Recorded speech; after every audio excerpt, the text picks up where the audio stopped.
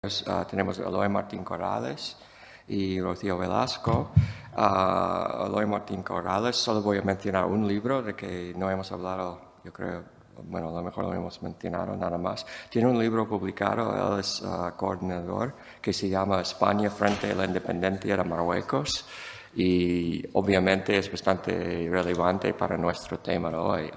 Tiene muchos más libros. Estaba mirando, cuando estaba buscando la información sobre este libro, le han citado más que 1000 veces en Google Scholar, que ya es un logro, y además no es que no son muchos años. Y bueno, y Rocío, un arabista, además, ahora está haciendo cosas con historia militar y está haciendo un doctorado en historia del nacionalismo y mucho más. Tiene los idiomas, todo. Entonces tenemos, bueno, mucho para aprender. Y entonces vamos a empezar ya con Rocío. Perdón. ¿Estás tú, no? ¿Está solucionado? Sí. Vale, perfecto. Con Eloy. 25 minutos. Sí. Bueno, en primer lugar agradecer a este nutrido público, ¿no?, que me va a escuchar en la mañana de hoy. Cuando Gonzalo me obligó a formar parte de este proyecto y me habló de que era de la descolonización, pues le dije que sí y le di un título que después, leyéndolo, me entró un poco pánico, porque digo, bueno, esto realmente yo no sé si tiene mucho que ver con la descolonización. Después me tranquilicé un poco a ver el tríptico, porque no las comunicaciones o presentaciones o ponencias o lo que sea estaban muy ajustadas a la descolonización, salvo quizás alguna, entre ellas la mía, pero las imágenes no tenían nada que ver con la descolonización. Y digo, bueno, por lo menos aunque yo no tenga mucho que hablar de ese aspecto, los organizadores también han tenido, digamos, ese pequeño despiste. Para hacer esta presentación de este tema, un tema que hace tiempo que algunos estábamos muy interesados, entre ellos Jordi Morera, que con él habíamos pedido algunas becas a la Caixa y a otras instituciones, pero nunca la tuvimos y nunca terminamos de empujar a fondo este tema. Pero sí que habíamos pensado y habíamos hablado al respecto, pero que no avanzaba.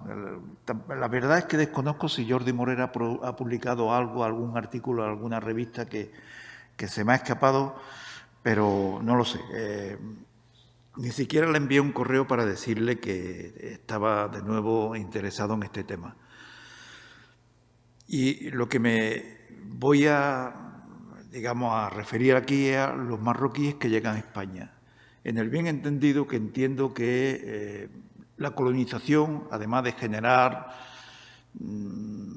temor, odio, frustración, enfrentamiento entre pueblos, los colonizadores y los colonizados, también crea unos vínculos indudables de afecto, de interés, que explican buena parte que la mayoría de los colonizados emigren posteriormente hacia los países que los colonizaron y que fracasaron en la industrialización y que después lo que utilizan esa mano de obra es la industrialización del propio país, lo cual es un fracaso absoluto desde el punto de vista que lo miremos la descolonización, salvo alguna rara excepción de un caso muy excepcional. Para presentar este trabajo he tenido un problema añadido. Yo suelo trabajar de una manera bastante anárquica. Voy cogiendo notas de lo que me interesa, lo voy cogiendo en papelillos, lo voy cogiendo en libretitas pequeñas, lo voy incorporando todo en la medida que me acuerdo en archivo Word, que después archivo con títulos que no me dicen nada a la hora de buscarlo, y es un lío. Cuando sea mayor quiero ser como Bernabé López García y llevar una agenda Moleskine en la que apunte todo, las ideas, las noticias, la información, etcétera. Y eso le permite que en cualquier congreso o conferencia abre su agenda, imparte una conferencia o una ponencia espléndida. Yo que he coincidido en algunas ocasiones con él en alguna mesa de algún congreso, tengo siempre una tentación enorme de robarle la agenda y salir corriendo para poder disfrutarla en solitario, ¿no?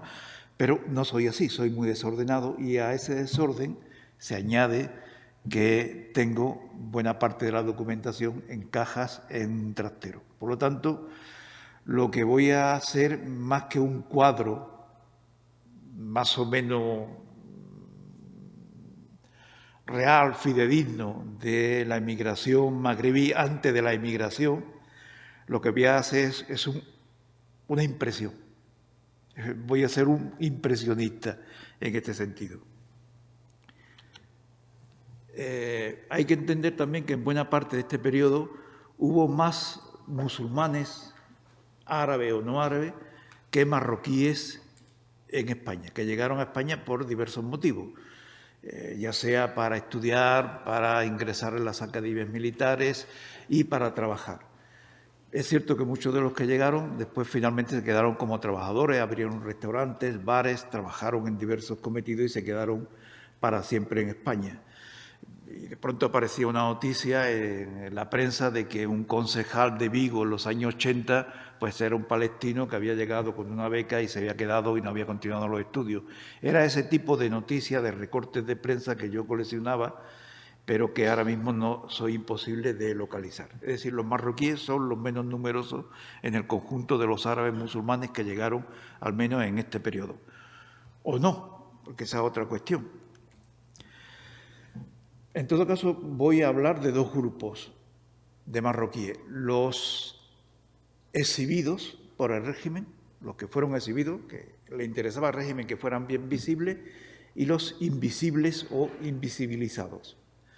Pero antes tengo que hablar de que hubo unos símbolos que fueron eliminados que hacen referencia a Marruecos. Me refiero a la eliminación de la Guardia Mora, la supresión de la Guardia Mora, no solamente con motivo de la independencia de Marruecos, sino también como consecuencia ya definitivamente de la guerra de Ibn Sahara del 57-58. Y como consecuencia de ello, no solamente se suprime la Guardia Mora, y pasa a ser ahora una guardia europea o hispana o cristiana, como quieran llamarla, y al mismo tiempo se españoliza Regulares. Regulares había sido una unidad, como ya sabéis, compuesta básicamente por musulmanes, salvo la plana mayor, es decir, los escribientes para entendernos y los que llevaban las ametralladoras, porque bueno, había confianza absoluta en ellos, pero es mejor prevenir que curar. Es decir, que siempre hubo europeos en estas unidades.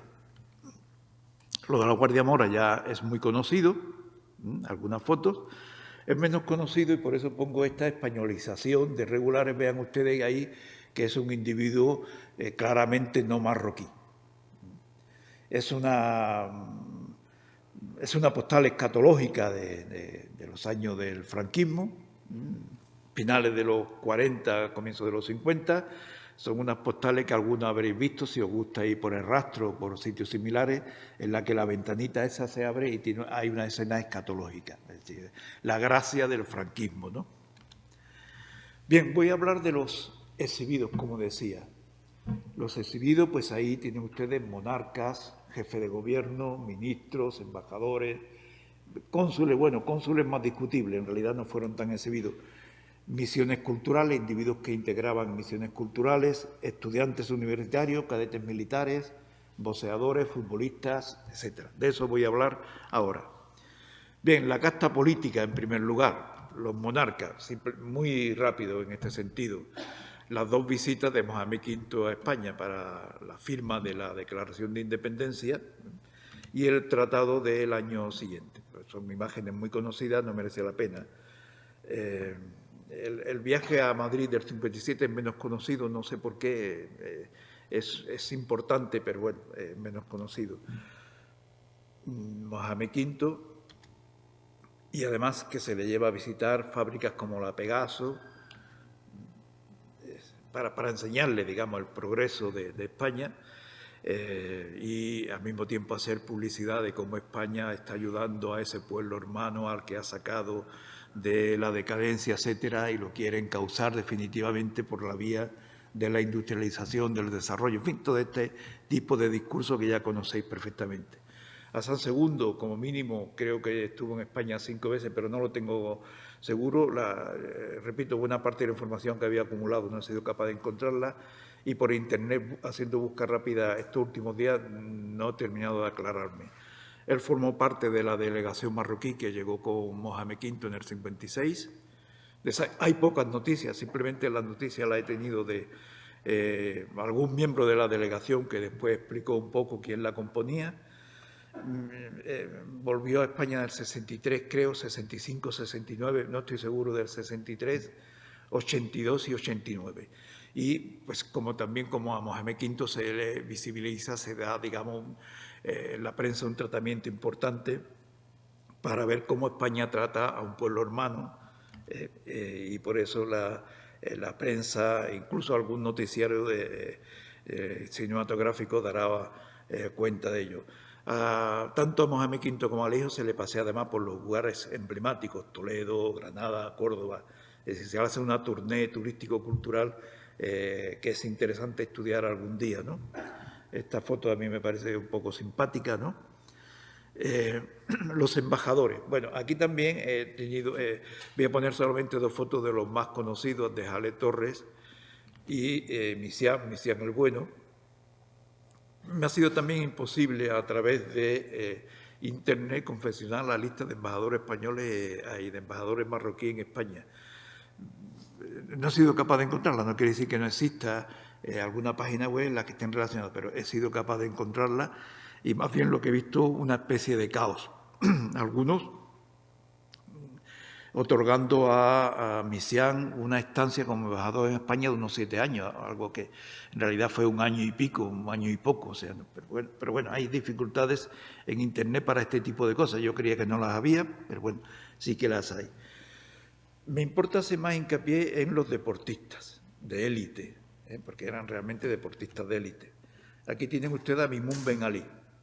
Bueno, hago un paréntesis.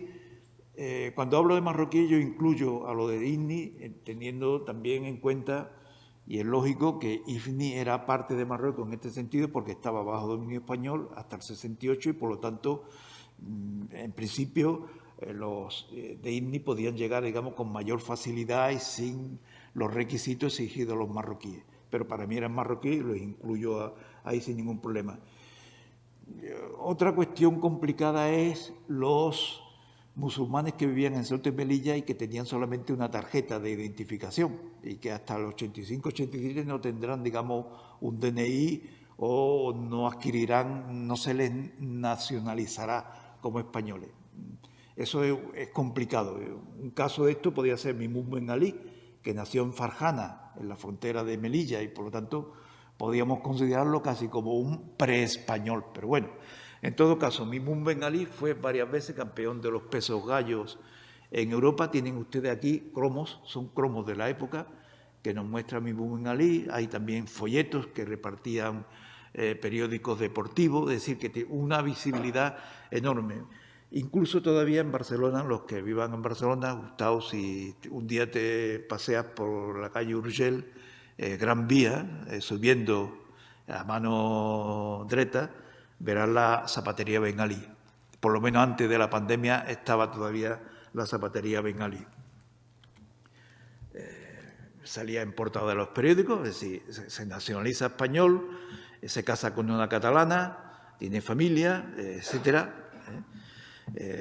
Naturalmente recibido por Franco, por Paco. Hay otros que no son tan importantes y además no se nacionalizan españoles, como Mimoun Mohattar. Mohattar no era tan bueno como Ben Ali, desde el punto de vista que pudiera aspirar a ser campeón de Europa, y por lo tanto él lo que prefirió ser campeón de África. En su calidad de campeón de África varios años, pudo una vez competir por el título mundial de los gallos, me parece, perdió, pero en fin, fue un boxeador importante que tuvo una importante trayectoria. Después volveré sobre ello. No fueron 2 boxeadores, fueron una legión de boxeadores. La historia del boxeo de Madrid, de Barcelona y de otras ciudades, si ustedes ven cualquier libro, verán que está realmente llena de individuos marroquíes que intentaron abrirse paso en el mundo del boxeo.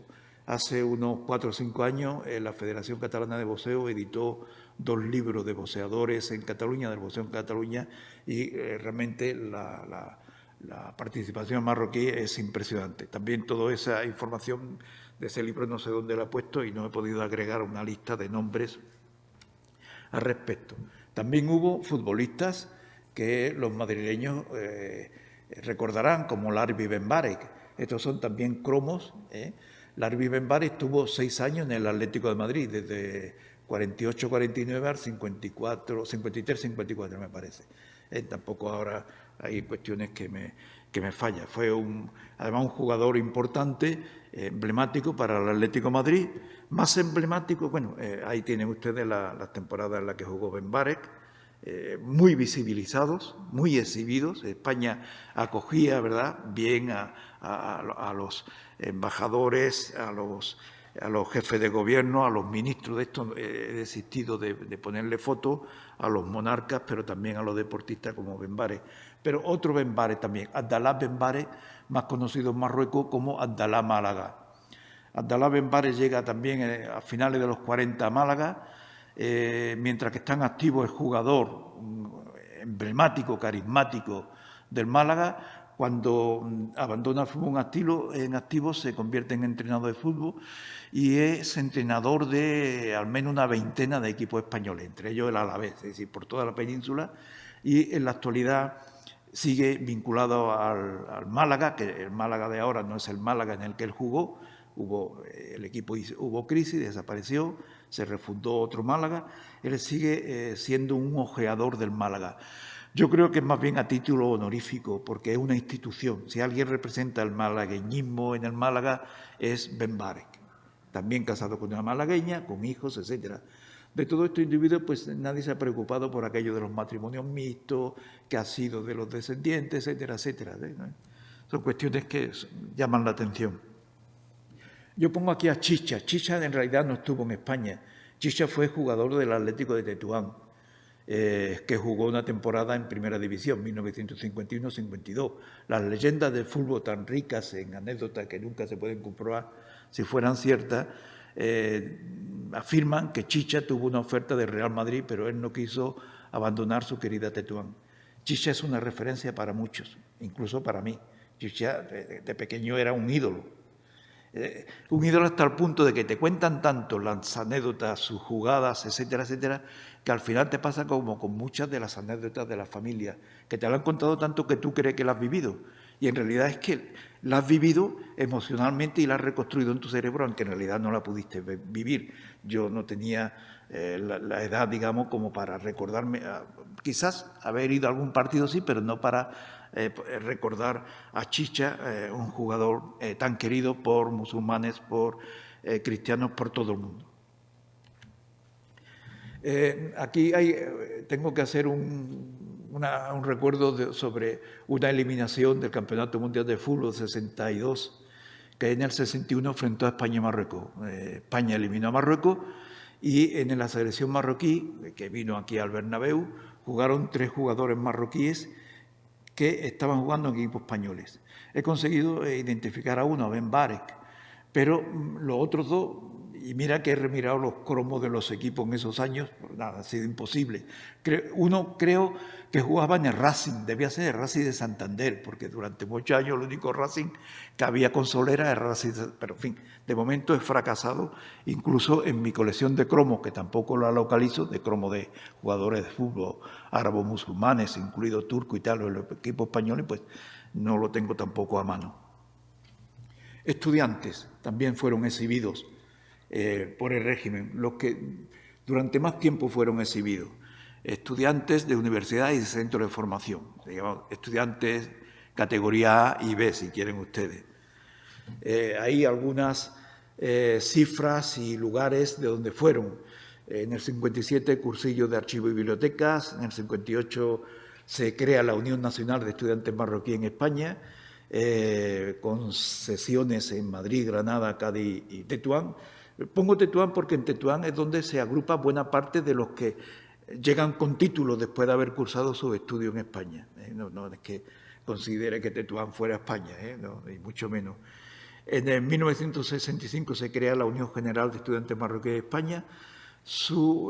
Tienen alguna visibilidad porque cuando Hassan II, por ejemplo, sufre ya una primera tentativa de apartarlo del poder o de disminuir su poder casi absoluto, la prensa recoge que ellos muestran su adhesión inquebrantable al caudillo marroquí para siempre jamás.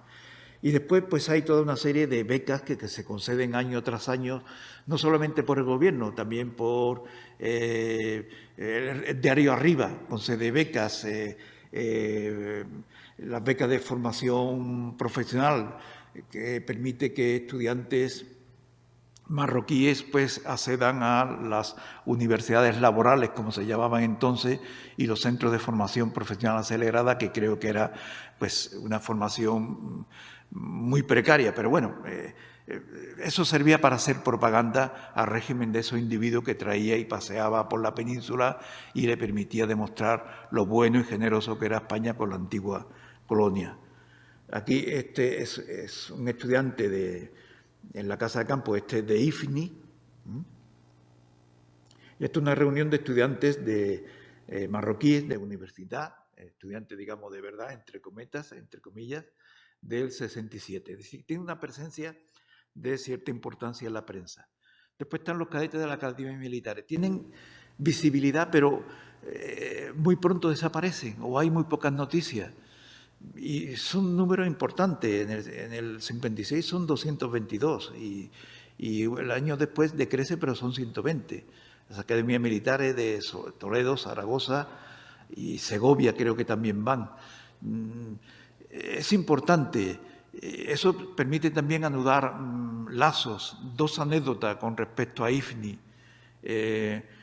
Cuando termina la guerra de IFNI, después de los acuerdos de Angra de Sintra, IFNI queda reducida a IFNI, en la capital, y el Ejército de Liberación Nacional, que sí existía en el sur y que era el mismo, Benjamú, era el dirigente máximo, que es un hombre del norte, es sustituido por las FARC.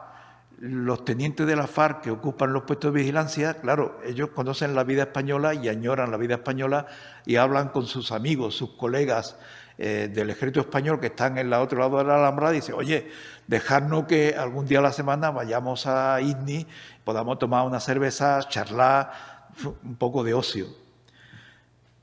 Por el contrario, en el Sáhara, que después también de la guerra, hay en algunos momentos, y sobre todo las guarniciones más al norte, hay problemas de escasez de alimentos y sobre todo hay muy poca variedad de alimentos y sobre todo alimentos frescos, verduras, carne, etcétera.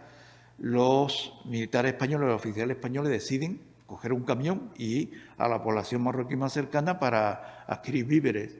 Allí rápidamente los marroquíes los detienen, los meten en un cuarto, les hacen esperar y a rato del pasado unos tiempos, que a muchos se les hace muy largo, aparece el oficial marroquí que comandaba el puesto y dirigiéndose a uno de los oficiales españoles dice, Pepe, ¿qué haces aquí? Y se soluciona todo y a partir de entonces pueden ir a comprar, etc. Es decir, son cuestiones que quizás no se le ha dado importancia por diversas razones, quizá por la demonización a ultranza del colonialismo, que fue muy necesaria en el periodo de la transición, pero que hoy habría que estudiarla con menos pasión que entonces, para ver las complejidades de todo el proceso colonial, de la descolonización y todas las afinidades que creó a pesar de todo. Las misiones culturales. Aquí el material gráfico que tenía disponible tampoco lo he encontrado, pero bueno, son misiones culturales también para demostrar la grandeza, la generosidad del régimen. Individuos, comitivas de individuos, a veces eran niños colegiales o no colegiales, políticos, industriales que se le enviaban a Sevilla, Granada, Córdoba, Madrid, Toledo, y servía para demostrar, ¿verdad?, lo competente que era el régimen con ese pueblo hermano al que había ayudado a superar su decadencia, etcétera, todas estas cuestiones. Normalmente la prensa lo recogía casi siempre. Le daba más o menos noticia, podía incluir fotos, pero bueno, siempre hay noticia de ello. Estos son los exhibidos. Ahora voy a hablar de los invisibles, que incluye ya lo que llamaríamos los migrantes, los que vienen en busca de trabajo, en busca, digamos, de ganarse la vida. Pero también hay exiliados, también hay transeúntes y otros varios. El punto de partida. Bueno, lo que sabemos hasta ahora es que fueron muy escasos, al menos hasta 1935, que es cuando saltan las alarmas. Tenemos aquí este magnífico cuadro debido al Teín, que está recogido en los dos atlas de la inmigración magrebí en España, las dos ediciones. Esta es de la edición de 2004 y que ellos realizan un vaciado exhaustivo de los consulados marroquíes en Las Palmas, en Algeciras, Málaga, Barcelona y Madrid, y que vean ustedes que hasta 1975, pues casi si agregáramos todos los inscritos año tras año y no tuviéramos en cuenta que muchos de los individuos pudieron inscribirse más de una vez y que muchos de los que se inscribieron se fueron a Francia o volvieron a su país, etcétera, es que no llegarían ni a 10.000. Es decir, que la cifra, incluso la más abultada, podría ser entre 5.000 o 6.000, muy pocos. Así que, bueno, merece la pena estudiar este paso previo o este anclaje de la inmigración magrebí en España antes de que tuviera importancia. Bueno, yo creo que sí. Tenemos también algunos datos recogidos por Orman y después que lo visibiliza más Morera en su magnífico libro sobre los musulmanes en Cataluña, los matrimonios mixtos, que también debería ser motivo de reflexión, ¿no? Incluso para los sectores más conservadores de este país, que alaba mucho el mestizaje en América, e incluso hubo mucho mestizaje en Guinea. Normalmente es mestizaje en el que una parte pone el elemento masculino y la otra el femenino. Y a estos individuos y a estos sectores les horroriza pensar de que, bueno, y cuando el mestizaje es que una parte pone la parte femenina, digamos la parte esclarecida, más civilizada, y la que pone la masculina es la menos desarrollada, etcétera. Estas cuestiones también habría que plantearlas por higiene mental, ¿no? Entiendo. Bien, los transeúntes. Hasta ahora se ha explicado que eran muy pocos porque había muchos transeúntes, todos iban para Francia, Bélgica, etcétera. Es cierto, la inmensa mayoría, pero todos, eso ya es más discutible. Lo que sí hay unanimidad es que a partir de las dificultades económicas de Europa, finales de los 60, comienzos de los 70 y la crisis del 73, hay ya dificultades, ya los países europeos no quieren tanta mano de obra, al menos magrebí, y comienza a ser más exigente en la frontera y por lo tanto ya algunos optarán, o un mayor número, optarán por quedarse en España. Bueno, también tenemos las pernotaciones de marroquíes en el caso de Barcelona.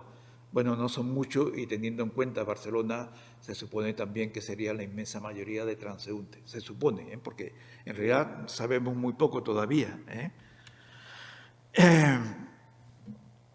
Aquí pongo un caso para que vean ustedes que todo es muy complejo, es un tipo de ISNI, por lo tanto viene con algún tipo de salvoconducto, incluso a lo mejor con carnet de identidad. Pero es interesante ese comentario, porque eso liga mucho con lo que ayer se hablaba de que eran españoles completamente o no. Es decir, eran españoles, pero no eran españoles. Dice, bueno, vamos a pagarle la repatriación, aunque no era del territorio ocupado por España. Es decir, era de la parte de IFNI, que España, el ejército español había perdido en la guerra del 57 y 58, pero a pesar de eso, de que se reconoce como ya no español, y es posible que llevara carnet español, pues se le va a pagar el viaje. Exiliados.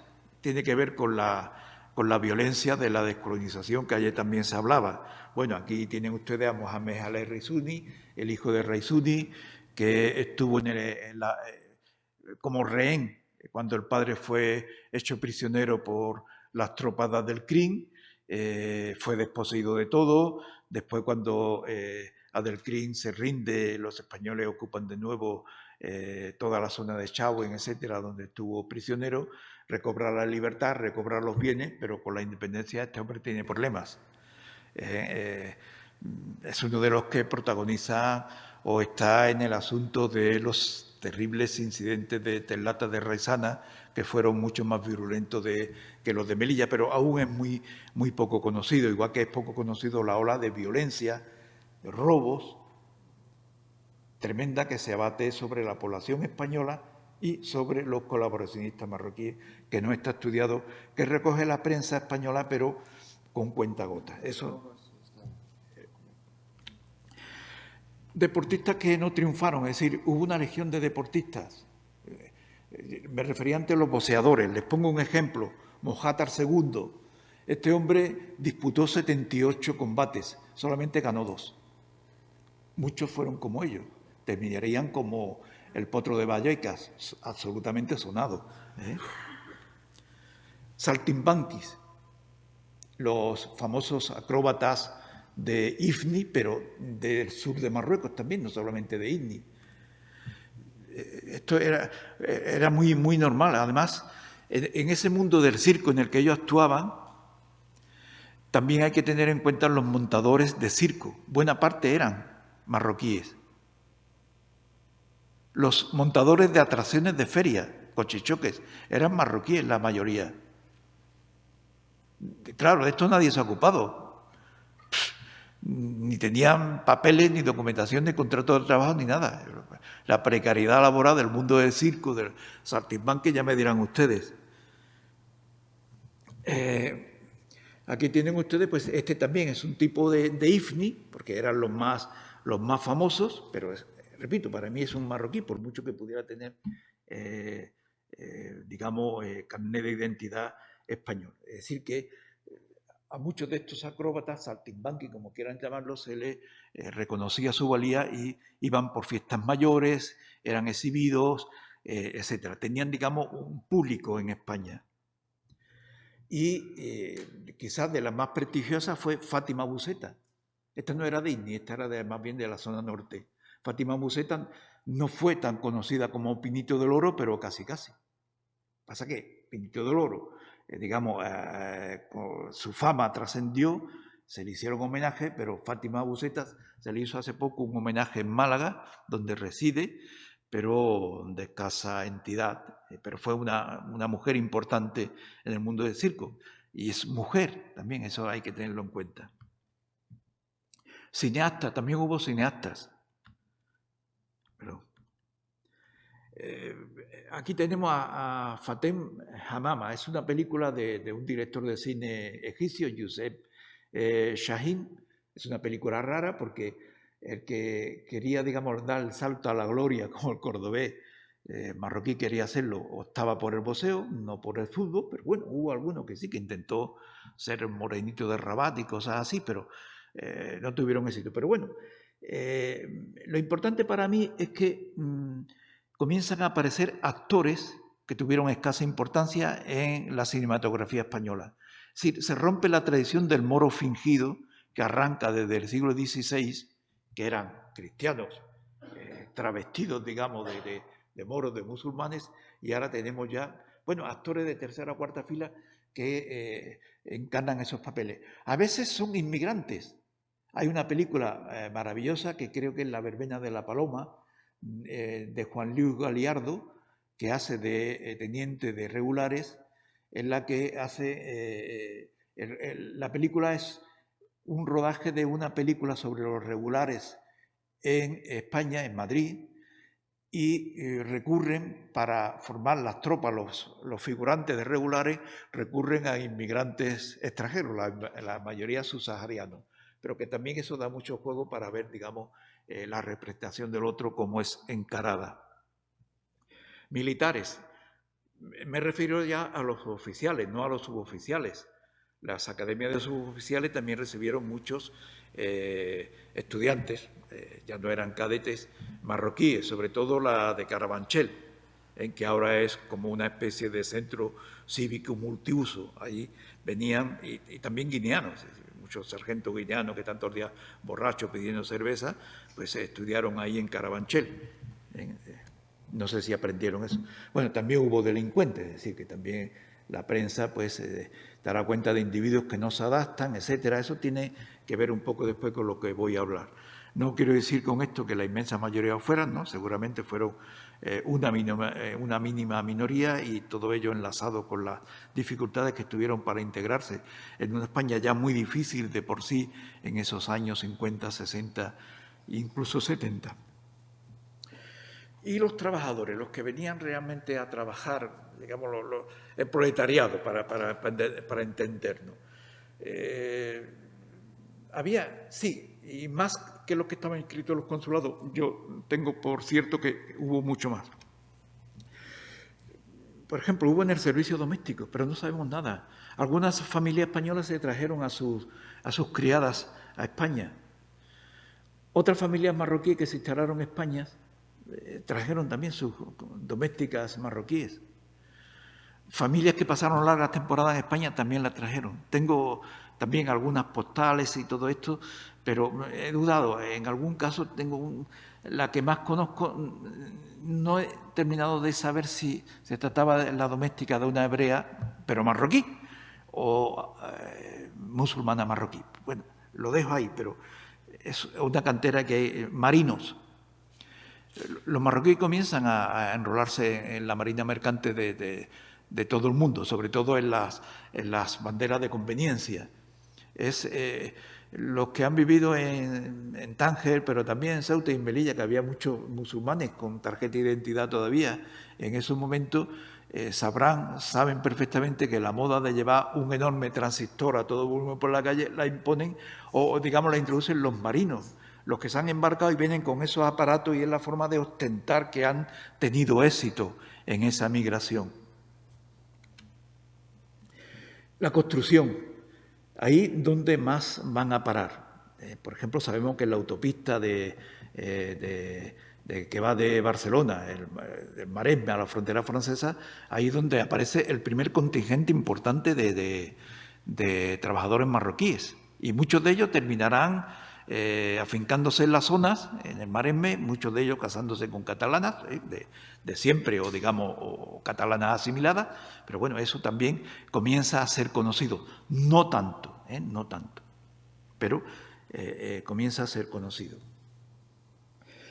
Los permisos de trabajo, que también han sido estudiados tanto por el TEIN como por Jordi Morera, pues nos dan cifras que demuestran que ya superan, digamos, para ese periodo hasta el 75, las cifras de inscritos que nos ofrecían las listas de los consulados, pero yo creo que la inmensa mayoría, o bueno, la inmensa mayoría quizás es una exageración, pero una parte de importancia de los trabajadores migrantes trabajaban sin papeles, sin contratos, sin estar inscritos en ningún consulado. Eso, digamos, fue una norma usual en España, pero bueno, también lo fue en Francia e Inglaterra. Yo he estado trabajando ilegalmente en Francia y en Inglaterra, así que ninguna estadística figuraba yo, digamos, o podía engrosar ninguna estadística. Hay que entender que esto no es privativo solamente del caso de los trabajadores marroquíes. Si leen o visionan los cuadros estadísticos sobre los trabajadores españoles en los países del norte de Europa, Francia, Bélgica, Europa, etcétera, de la época. Recuerdo ahora el trabajo de Viviano y otro autor, no recuerdo, es uno de los digamos, el historiador oficial de Comisión Obrera.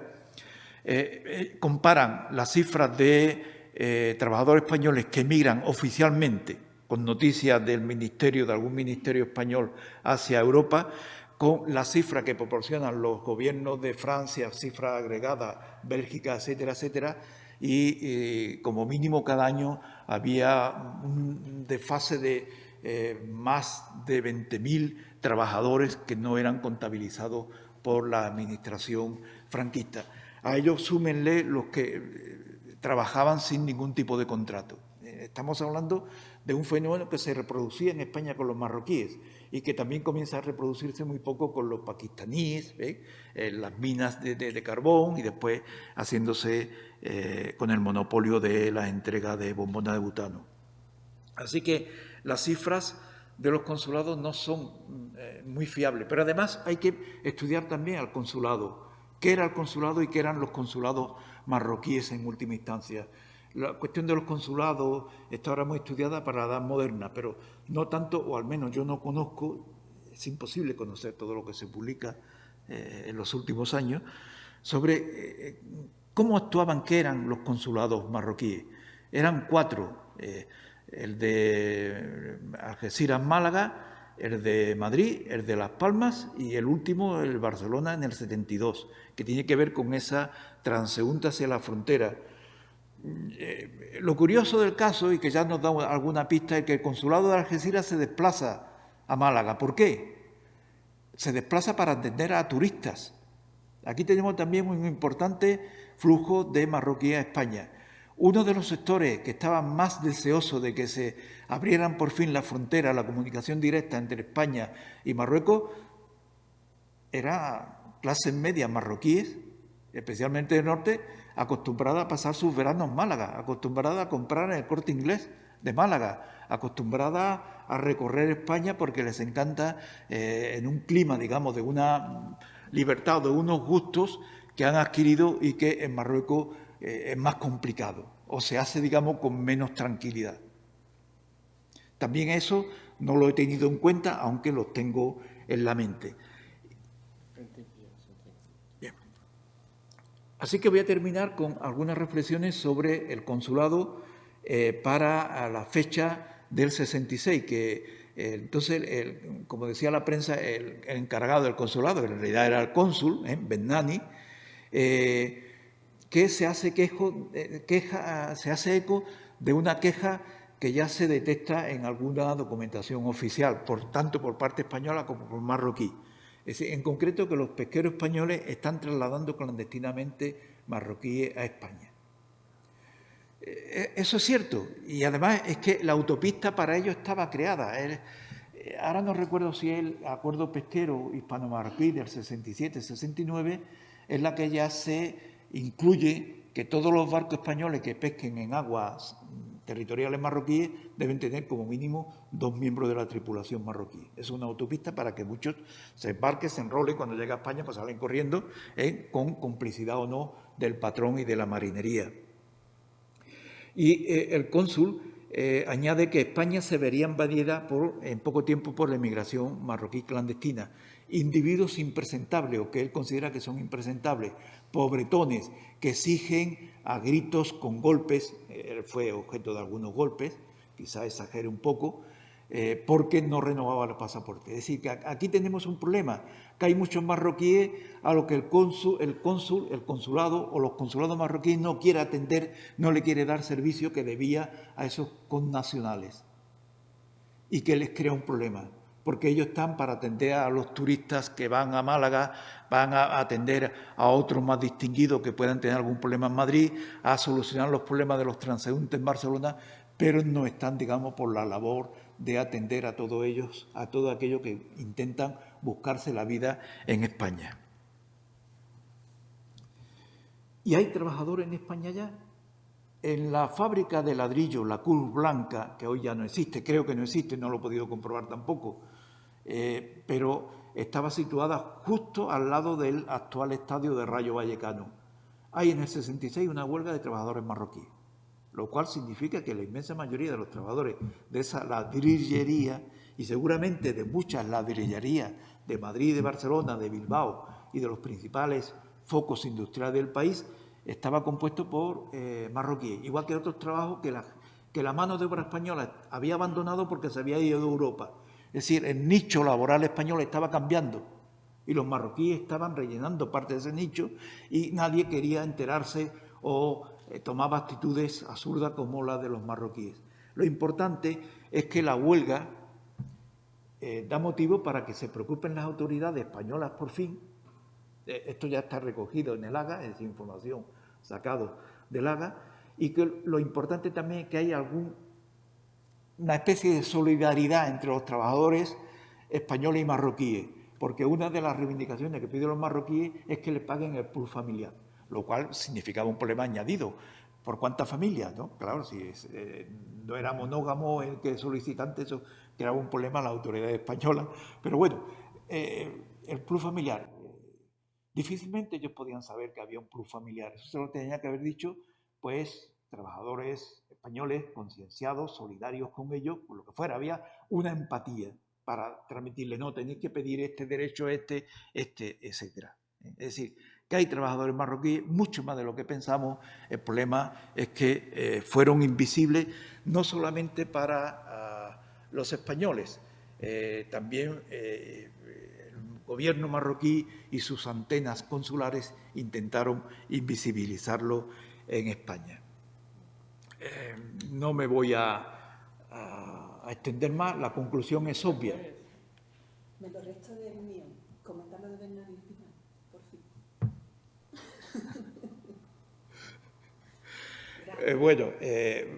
No lo voy a leer, ya lo pueden ver ustedes, es decir, que hay avalanchas de marroquíes que acuden a los consulados. Claro, además hay otro problema, que ahora en Barcelona se ha resuelto, muy tarde.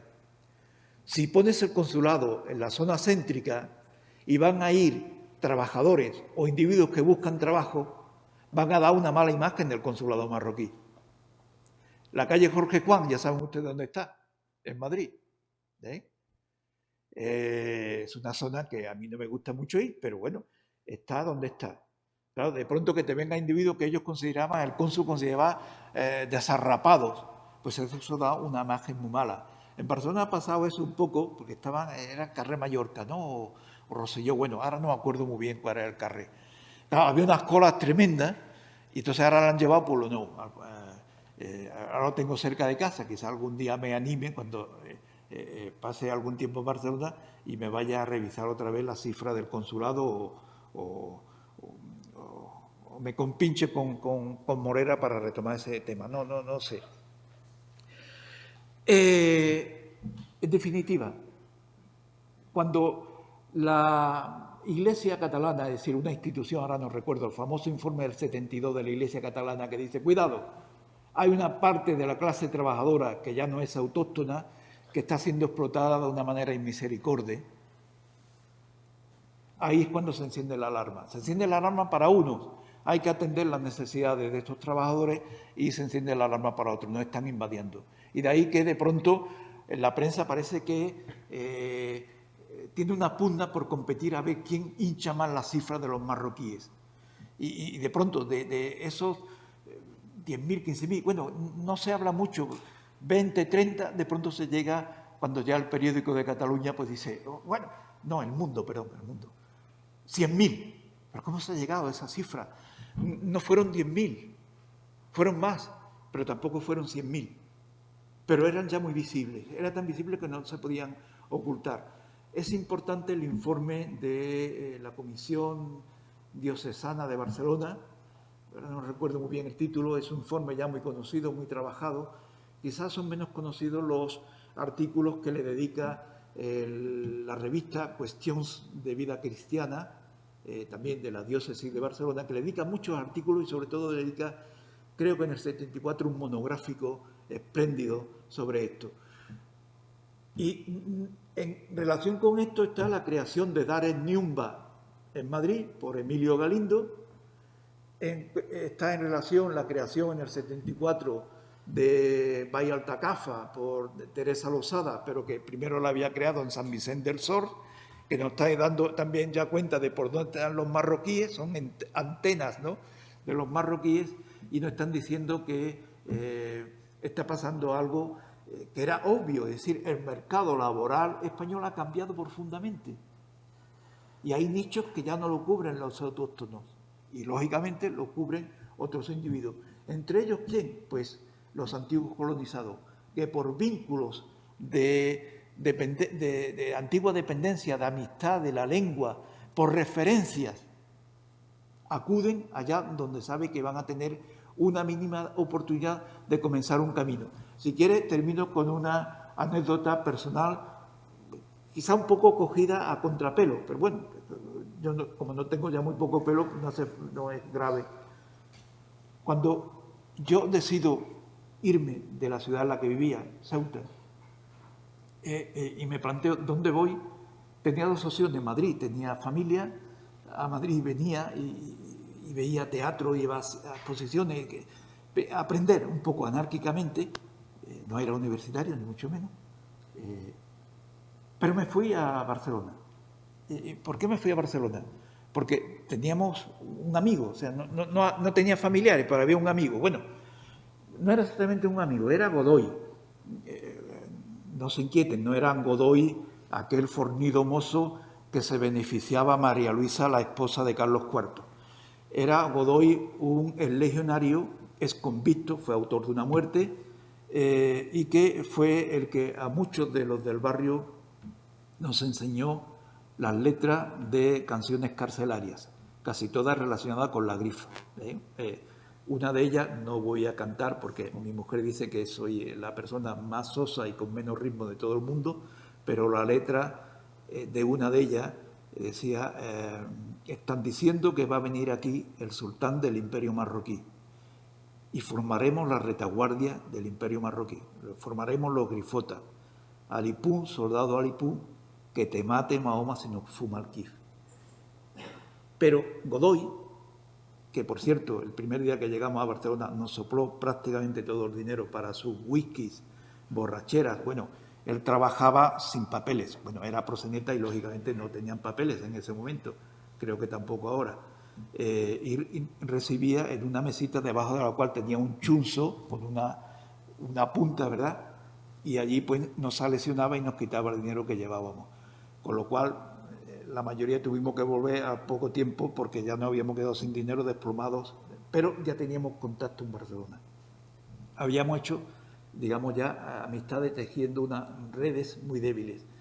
Así es como van a actuar los marroquíes. Muchos conocían españoles, muchos conocían a su antiguo oficial y de una u otra forma, utilizando la descolonización, pudieron llegar a ser trabajadores en España. Bien, eso es todo.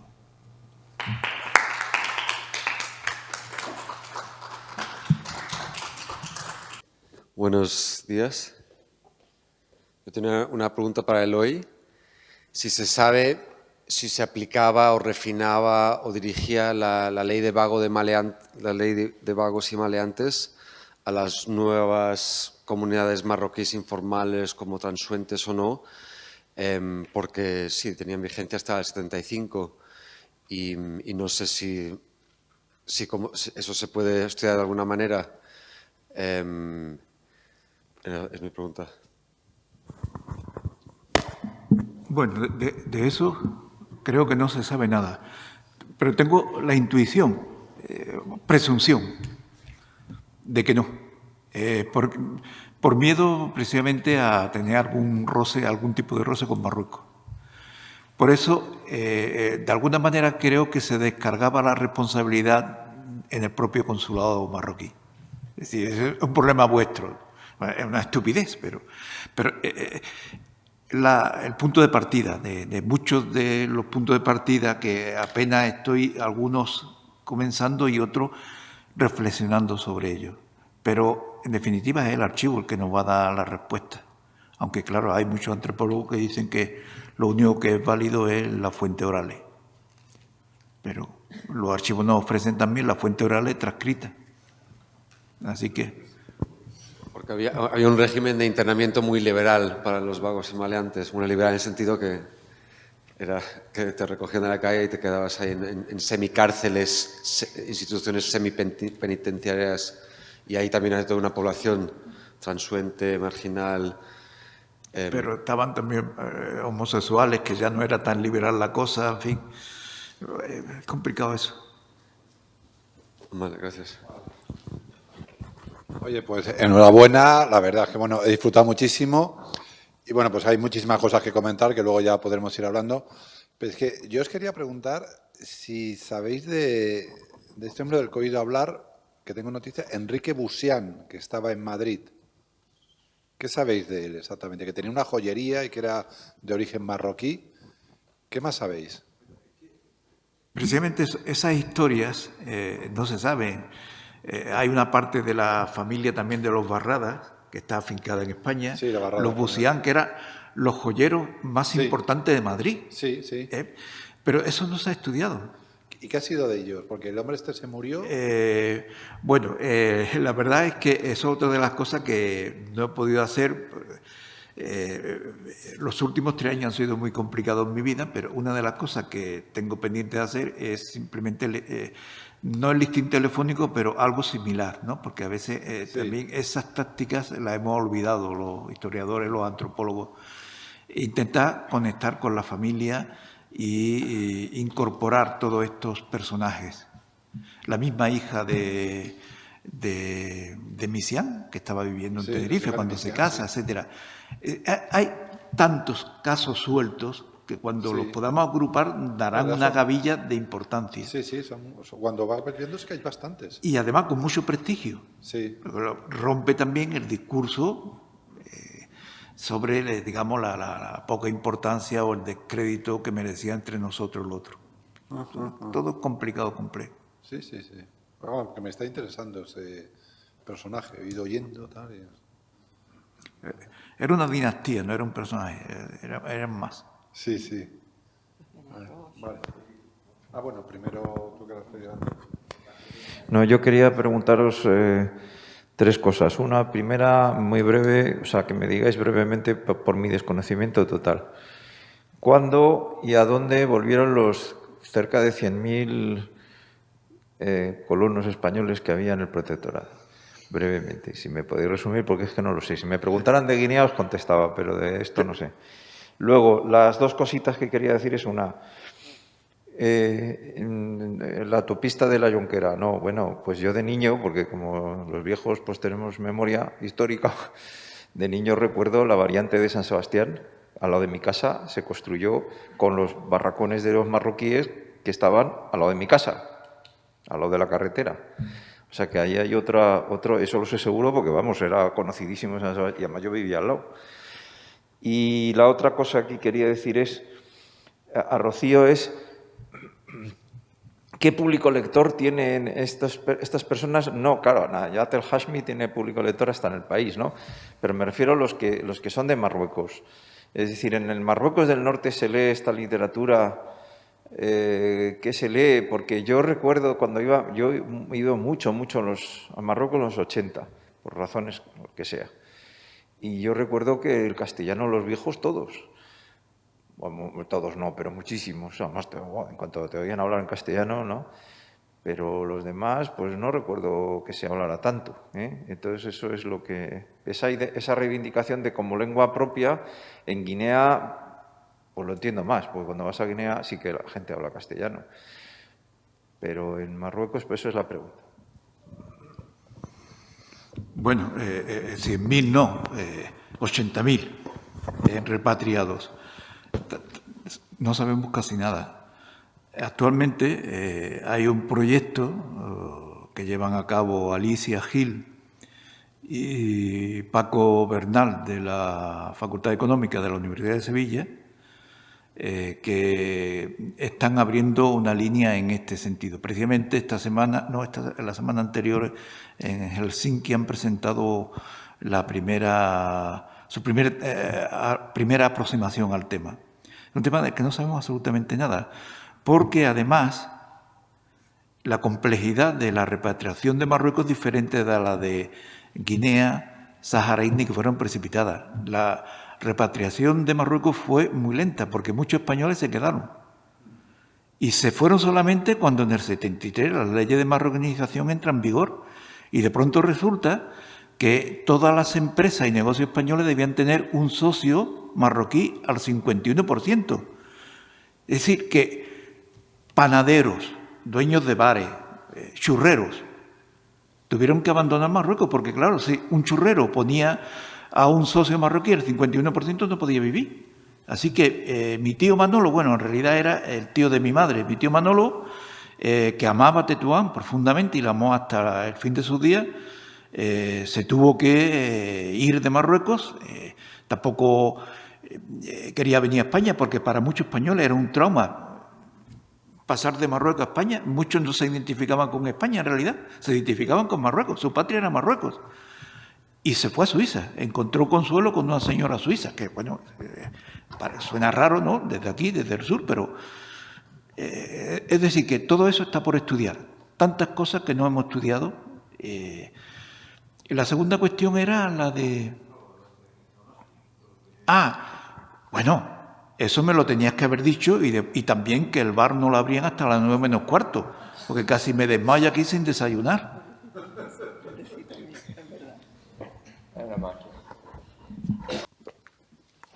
Mil cosas, pero en fin, primero sin micrófono. ¿Tú sabes de dónde le viene el poder a Antonio Carrasco? ¿De qué cargo le viene? ¿Sabes qué cargo tiene o ha tenido todos estos años? Jefe provincial de tráfico de Madrid. O sea, el poder omnímodo. De ahí vienen muchas cosas. Bueno, te falta uno muy importante, Mohamed Tensamani. Este era el representante en el Consejo Agrícola Internacional. Dicen que fue el puente para la entrega del Sáhara, porque Solís, con su hermano, estaba metido en el Consejo Agrícola Internacional y Tensamani es el representante no oficial.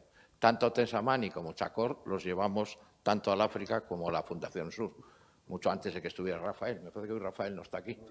Vaya, qué pena. Pues esto era el director Esteban Verastegui, que era un padre blanco. Muchas veces hay relaciones muy comunes entre los militares y los misioneros. De hecho, pues el último secretario general de la Fundación Sur efectivo es un padre blanco, hermano de un general que ahora está en una residencia en Galapagar. Por suerte el COVID no le ha afectado. Y el que yo conocí en los años 80, cuando hice con la Complutense mi primer viaje a Sudáfrica, que fue un regalo de la vida, pues hice un ciclo de conferencias allí en el propio Fundación Sur y estaba Esteban Verastegui, que era, creo que hijo del general Esteban Ascensión, hermano de otro general y por supuesto, pues eran personas muy vinculadas por muchas razones a África. El tema de Mustafa Calay, él investiga cómo el Marqués de Comillas paga en Tánger la primera central eléctrica que hubo en África. Y el Marqués de Comillas va a financiar la fabulosa misión de los franciscanos. Entonces el padre Lerchundi le facilita a Óscar Lenz, bueno, en su momento, el poder llegar a Tombuctú y salir vivo, porque va un corchero, Cristóbal Benítez, que habla perfectamente bereber y árabe. Sin él, los tuaregs le hubieran matado, como a casi todos los que fueron allí, con la única excepción de René Callé. Entonces él trae una serie de dibujos que son aparecidos. Bueno, nos tacharon de locos a Mustafa Calay y a mí, los catalanes, por decir, ¿cómo estos malditos pueden decir que la Sagrada Familia se basa en una influencia árabe? Eso es imposible, eso es catalán, tal. Bueno, pues aparecieron en los archivos del padre Lerchud en Tánger aquellos proyectos que hicieron, que las señoras compraban a 1000 pesetas, que era una fortuna por aquella época, y donde estaban los planos que había traído Cristóbal Benítez de Tombuctú y qué es lo que le inspira a Gaudí. Muere el Marqués de Comillas, que es su patrocinador, y entonces esa maravilla se hace en Barcelona. Fue arrasada en la Guerra Civil parte de los archivos de Gaudí, pero en fin, luego eso se ha documentado, y hay un arquitecto muy bueno, Nonel, que yo lo he escuchado en la residencia de estudiantes, también lo reconoció. Yo creo que es una gran aportación España, norte de Marruecos, Cataluña, y además Nonel, que tú posiblemente lo has podido conocer, Eloy, pues a mí me decía mi madre, ven corriendo que la televisión y tal, Nonel, que está hablando de ti. Y luego nuestro querido amigo Bernabé López, en uno de sus libros, recuperó un artículo de Nonel en ese sentido. Después lo de la población marroquí, lo que yo os contaba ayer, cuando utilizan los milicianos como carne de cañón en la primera gran batalla del Parque del Oeste en noviembre, son miles de marroquíes que trabajan aquí de albañiles. La tradición ha seguido.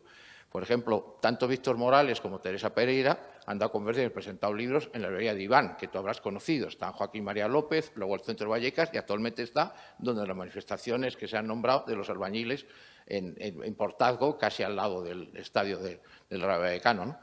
Y una de las cosas que se cuentan, por ejemplo, las cifras exactas, por lo que yo he investigado, que es mi pelea con los militares siempre, cuando dicen, no, es que la unidad más condecorada es la Legión. Pues no, señor.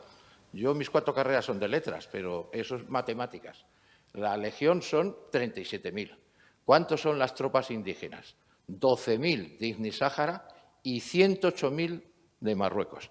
120.000. Por ellos gana la guerra Franco.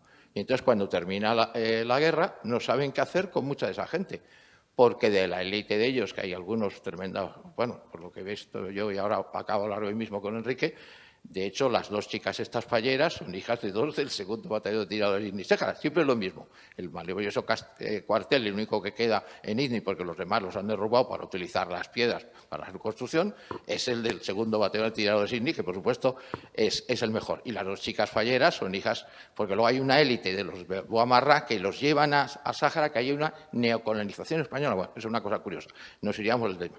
Bueno, pues entonces se hace esa selección para la Guardia Mora, los mejores de los mejores, pero los demás no quieren volver a España. Una vez licenciados, porque claro, no es necesario esa tremenda cantidad de batallones, bueno, de tabores de regulares, ¿no? Y muchos se escapan, se quedan en España, y, en fin, hay toda esta serie de matrimonios curiosísimos. Y luego, fenómeno a estudiar y que yo sepa no se ha publicado para nada. Hay en la Complutense, sí, una exposición muy bonita de la historia de los colegios mayores. Porque, ¿cómo se reparte el botín? No sé si habréis oído algo de esa historia, incluso tú, Eloy. Cuando están fuera de Madrid, pues Franco más o menos les dice eso. Micián, te debo todo, ¿qué queréis? Y entonces ellos dicen, queremos la mítica residencia de estudiantes donde estudió Ahmed Abdelkrim. Y esa es la primera residencia de los estudiantes africanos.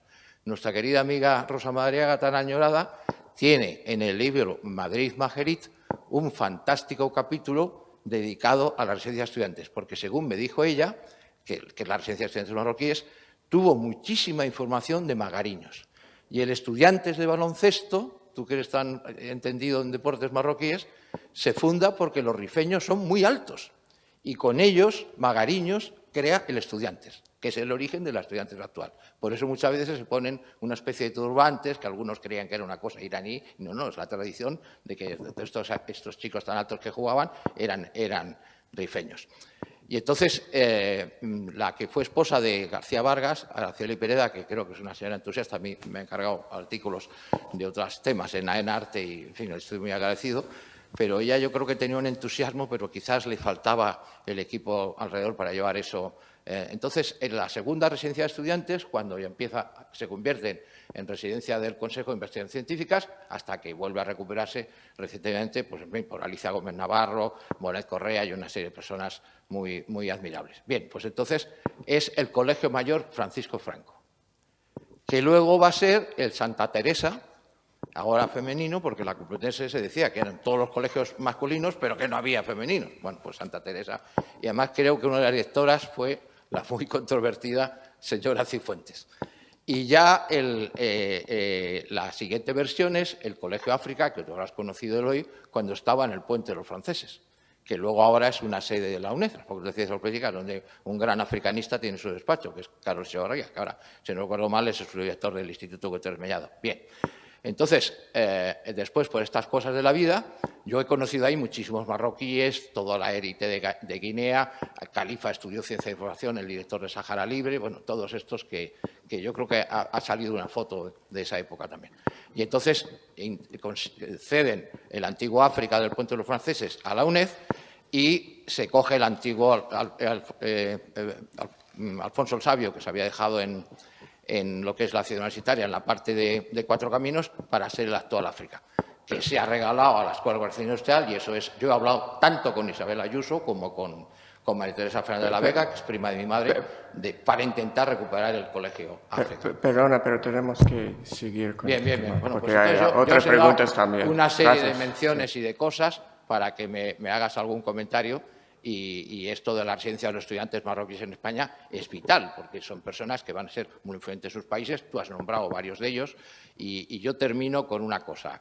Déjame un segundo, querido Jeffrey. Y es que a mí me invitan a Marrakech, porque a mí me invitan y a muchos compañeros españoles a cualquier cosa que hablemos, y están encantados que les expliquemos la historia de Marruecos del siglo X, XII, XIV, XV y XVI. Pero ojo, no te metas en el siglo XXI. Bien. Entonces, nos llevan, a los que estamos explicando el tema de los armas de Tombuctú, yo ahora voy el mes que viene a Almería, y nos ponen unas dificultades la gendarmería para entrar al Palacio del Badi.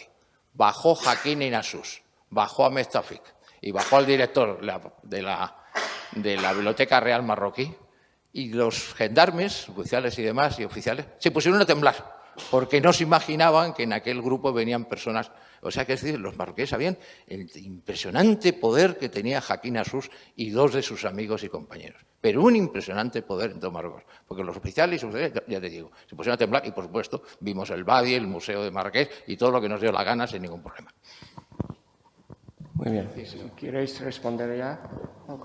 Bueno, la respuesta es simple, es abundar en lo que yo planteaba antes, que nos queda mucho por trabajar y que no podemos contentarnos con lo que sabemos, sino que lo que tenemos que plantearnos es cómo podemos profundizar nuestros conocimientos y cómo también salimos de los caminos trillados y nos embarcamos en otros temas que parece que son menos de moda, y eso es lo que hay que hacer.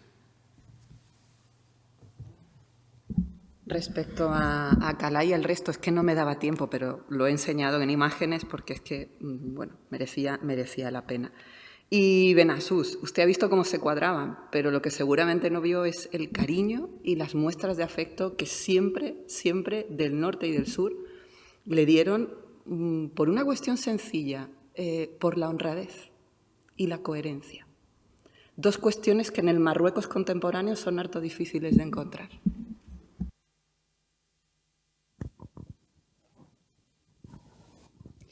Pregunta breve. ¿Hay publicaciones sobre los pesqueros que trasladaban a marroquíes a España, tanto en el lado marroquí que en el lado de España? Siempre hay algo. Lo que solemos decir los historiadores y los antropólogos, cuando no sabemos algo es decir, no hay nada.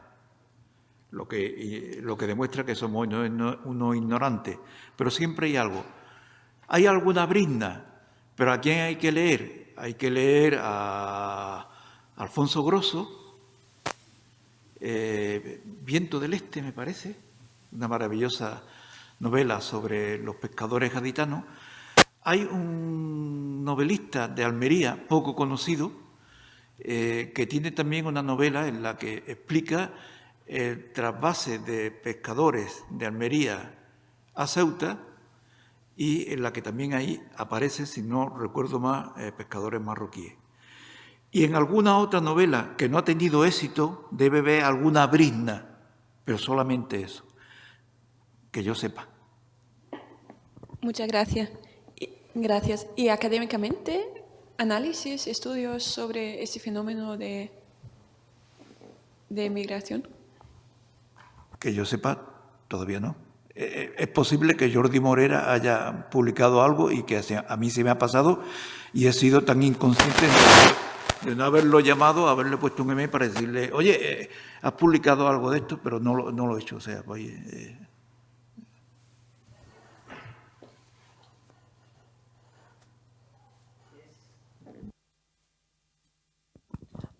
Aloy, sobre los matrimonios mixtos me interesa. ¿Había conversiones? ¿La gente se convertía para poder casarse? Porque no sé cómo se realizaba. Es que este es un tema, estos son cajas de Pandora, todos son cajas de Pandora. Yo creo que por eso nos han estudiado. Quien haya encontrado un caso, como iba en contra de lo que la academia dice o lo que él pensaba, yo creo que lo ha tapado, porque es muy complicado que nadie haya visto nada sobre algunos de los temas que se han planteado aquí. Tú de pronto te encuentras un tipo que se llama Binaisha, en Vejer, y yo digo, caray, un catalán, y empieza a investigar y tal, y resulta que es Binaisha, que se ha cristianizado y conserva. Se ha puesto Ramón y empieza a investigar. Bueno, ese tipo era un regular que había estado en Vejer. ¿Por qué estuvieron los regulares en Vejer? Bueno, porque quien combatieron el maqui en Andalucía hasta los años 50 y tantos fueron los regulares. Y muchos se quedaron. O sea, como buena dictadura, el régimen franquista era muy lazo realmente en afirmar su autoridad y su poder absoluto. Había mucha rendija, especialmente para los que apoyaban el régimen.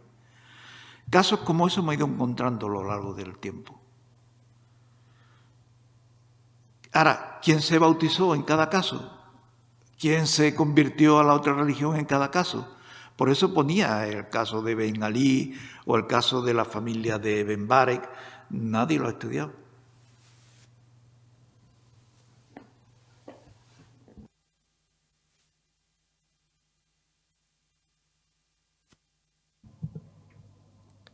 Y bueno, pues bueno, entonces yo voy a preguntar algo. Una pregunta, Geoffrey. ¿Cómo? Una pregunta, Geoffrey. Sí, bueno. ¿Hay pausa café? Sí. Lo que podemos hacer es tomar un café ahora mismo, no sé. Y somos un grupo pequeño, de todas formas, podemos seguir hablando allí, ¿no? A mí también me vendría bien. Entonces,